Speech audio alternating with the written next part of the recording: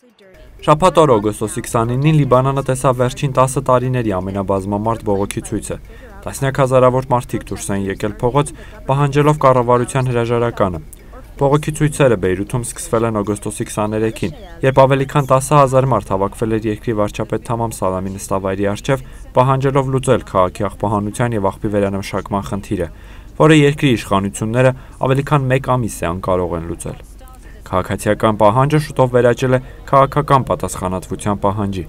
Բեյրութից մեկնաբանում է Լիբանանի ազդակ օրաթերթի խմբագիր Շահան Կանտահարյանը։ Քաղաքացիականից գդրուկ անցում կատարեց դեպի քաղաքական եւ բանջները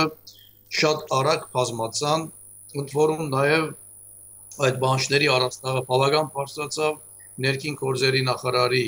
հրաժարական, վարչապետի հրաժարական, կառավարության հրաժարական, ազգային ժողովի մանդատները վարդնելու պատգամավորների բահանջք նաեւ, այսինքն շատ ընդհանուր քաղաքական այս անորոշ իրավիճակի հետևանքով ստեղծված ամբողջ գացությունը հետևանքները խառնվեցին իրար եւ դարբեր քաղաքացիական շարժումների խումբեր միանալով եւ դարողունակությունը բարձրացրին բողոքի ակցիաներին եւ նաեւ բանջների առաստաղը բարձրացրին։ Դեսականորեն կարելի է ասել, որ սա զուտ քաղաքացիական ակցիա է, սա քաղաքական։ Ամենայն դեպս քաղաքացիական խնդիրների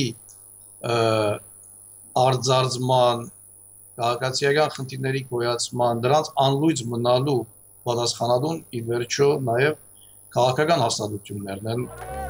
Դու գարշահոտում ես շարժմանը միացել են երկրի բազմաթիվ քաղաքացիական ուժեր եւ համայնքներ, սակայն քաղաքական կուսակցությունները ցուցաբերում են զգուշավորություն շարժմանը միանալու հարցում։ Քաղաքական կուսակցությունների կողմից կա որոշակի զգուշավորություն ուղղակի չհովանավորելու, ուղղակի չաճակցելու, որովհետև նաև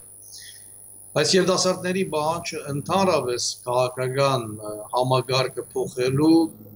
շատ ավելի ռադիկալ բանջներ են եւ այս կամ այն կուսակցության ներգրավվածությունը կարող է նաև լավ չընկալվել այդ շարժումների կողմից, որովհետև իրենք նաև ընդհանրապես մեկ հարթության վրա են դեղացում եւ pedagogan եւ քաղաքական դաշտը եւ դրա համար ուզում են ռադիկալ հիմնական փոփոխություններ, ենսատոչակների բարձրացում, էլեկտրականության հարցի ղեկավարում, ճրային մատակարարման ծառայության բարելավում, գենցաղային խնդիրներ, բայց նաև քաղաքական խնդիրներ, գենցաղային խնդիրների լուծման համար քաղաքական համագարկային փոփոխություններ։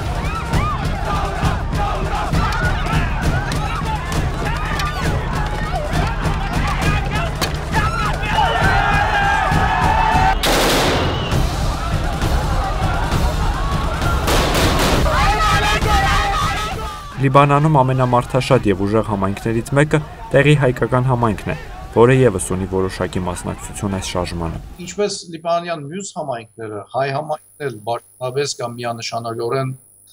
որևէ դիրքորոշում չի հայտնել, չնայած քաղաքական գազམ་ագերտությունները արդար են գտել երիտասարդների բանջները, որովհետև սա նաև կարող է հանգեցնել յենսոլորտային աղետի, երբ որ աղբերը չեն հավաքվում, չեն վերամշակվում, սա նաև շնչված օդի թունավորում է։ Եվ ինչպես այլ համայնքների երիտասարդներ, հայ համայնքի եւս կան որոշ երիտասարդներ, որոնք ներգրավված են այս ցույցերին, իբրև մասնակցություն, եւ սա օրինաչափ բնական երևույթ է։ Բայց ինչպես փորձեցի բացատրել, բաշտոնապես այս կամ այն քաղաքական գազམ་ագերտության կամ համայնքի անունից որևէ նախաձեռնողականություն կամ որևէ զորակցության կամ աջակցության ոչեր չեն հնչել։